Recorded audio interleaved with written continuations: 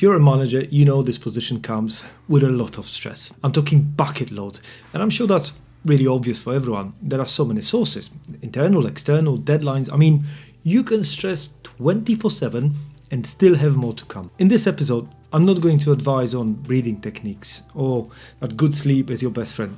I'm a manager, not a doctor, and what I can share is what worked for me. I know these advices are good, and I recommend trying them, but this won't be a 20-pillar method for sorting your life completely. I'm going to share one piece of advice that will address probably around 80% of your problems straight away, and I mean immediately. The other 20% probably can be helped with breathing and sleeping, and perhaps one day we can talk about those. They help, but without removing the 80%, they're like cleaning a broken car, in hopes that'll sell for more money. My name's Marcel. I'm a chartered manager who over the last 20 years held plenty of varied roles on all levels of anxiety.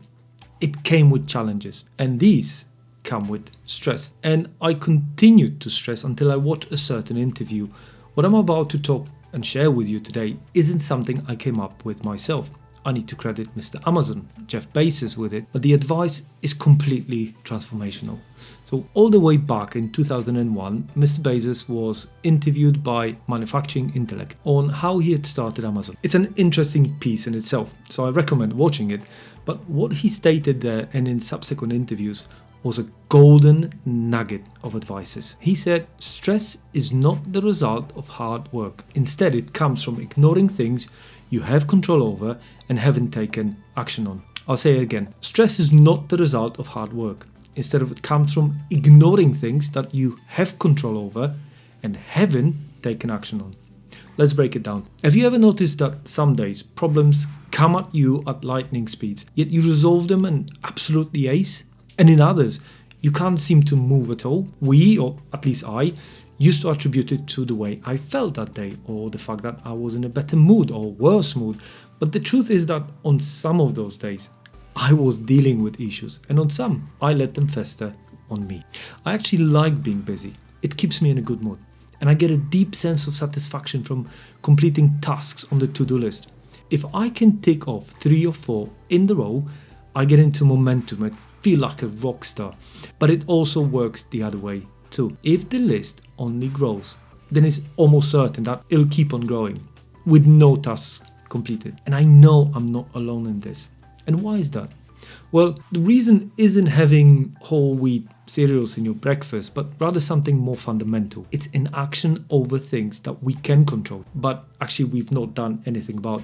Just think here for a moment. Let's imagine you're a hiring manager for a new plant, and let's play with 2 scenarios. You need to employ 20 staff in 1 month. In the first scenario, you sit down with 5 candidates every day.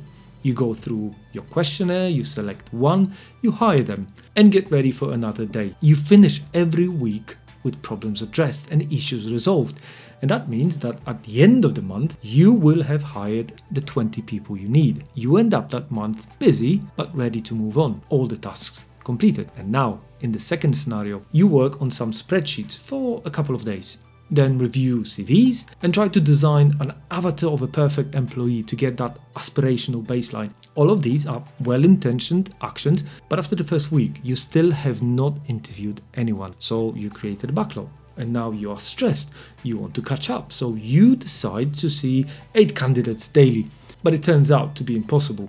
By week 3, you are stressing because you realize you should have taken a different approach. But that time is long past. You end up putting some extra hours in the last week and you get things done. Well done. But now you are exhausted. You're exhausted with the stress, you hate the job, and wish you were just somewhere else.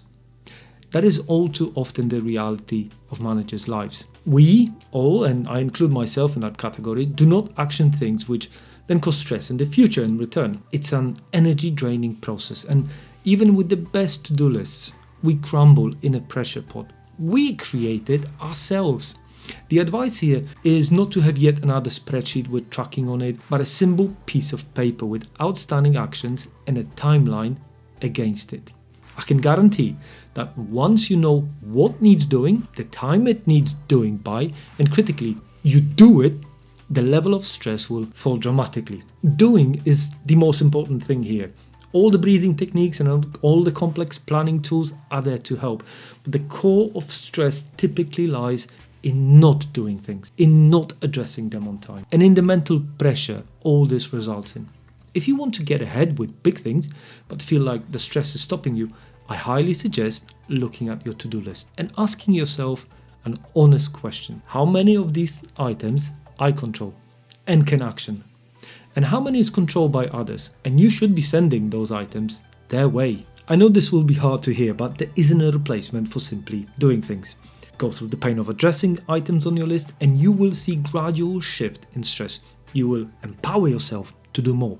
Because just like with inaction compounding, the same works with action. The more you start addressing issues, the more your confidence will grow. Use others to help you, leverage your connections, use automation. Whatever can help, use it and see the stress, or at least vast majority of the stress, melting away. By the way, it doesn't mean your life will be problem-free. No, the old adage, just do it, helps to operate, but ultimately this is our purpose as managers. The just do it muscle will get stronger the more you practice it. And there still will be times when it too gets too tired. Hopefully, when these times come, you will look around and realize all those repetitions resulted in you moving quicker than those who still stress with things they could address, but for some reasons are not. I realize you may watch this video and say, do you even realize the amount of work I have to do? And the answer is no. But without forward momentum and addressing things that you can address, you will only have more. Now, the beauty of just doing it is that you create a leadership by example. And when people around you see things moving, they too will switch to that mode. What stops you from clearing your backlog? What causes the most stress in your environment? Are those things you can change? And if so, why are you not changing them? Let me know in comments. I would love to know and start discussion on that subject. If you like the episode, subscribe and I'll see you in the next one.